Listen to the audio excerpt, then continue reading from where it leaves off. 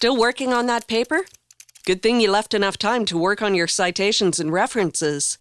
You may be getting pretty good at citing articles and books in APA style, but what do you do if some of your sources are brochures, reports, and other items that don't seem to have an author? Hi, I'm Sarah, and this is Writing Rescue, a video cast designed to help you write or maybe mark school papers in APA style, whether you're in university, college, or high school. First, make sure that you've seen episode 1 of this video series on the basics of citing in APA style. Now, if you're dealing with a formally published article, like a journal article or a newspaper article, it's pretty straightforward to create a citation and reference. For the citation, all you need is the author's last name and the year of publication. But some other items like brochures, reports, newsletters, and some web pages don't have authors associated with them. Now, if you are looking at a web page, be sure to check out this episode. For all other types of documents with no authors for individual articles, you have to look for who published it. If something is actually printed on paper, someone had to pay for that to happen. Even if you found the information as a PDF document online, someone put it there, and you need to figure out who. Look at the small print at the bottom of the item. It might say something like, Newsletter of the Organization for Better Citing. Okay, I just made that organization up, but it might say something like that. And if it does, that would be your author.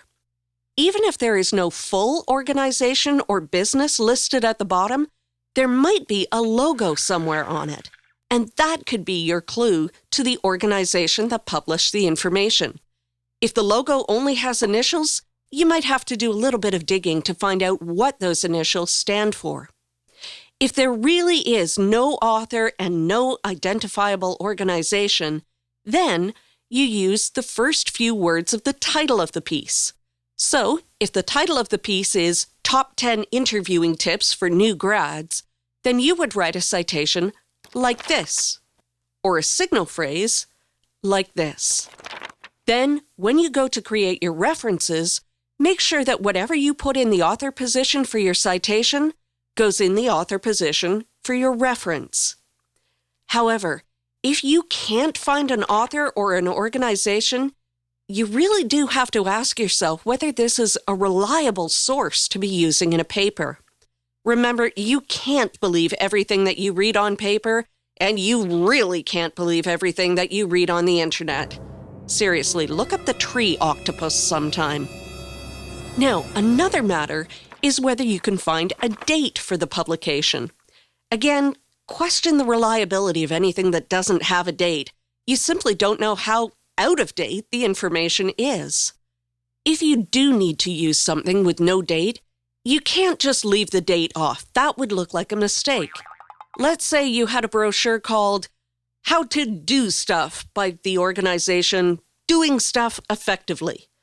You couldn't just have a parenthetical citation with no year because it wouldn't be clear to the reader that the information in brackets was meant to be a citation. You can't just make up a year, but you need something in place of a year so that the citation is complete. So what do? You use the letters N.D. And these stand for, yeah, you guessed it, no date. Again, when you create your reference for this article, you can't just leave out the date. You have to put in N.D. exactly where the date would normally go. So that's it. That's how to cite something with no author. But do remember to question whether it's really a reliable source. There are lots of other things you need to know about citing, so be sure to check out some of our other episodes for information on citing different types of materials. Thanks for watching Writing Rescue, and good luck with that paper.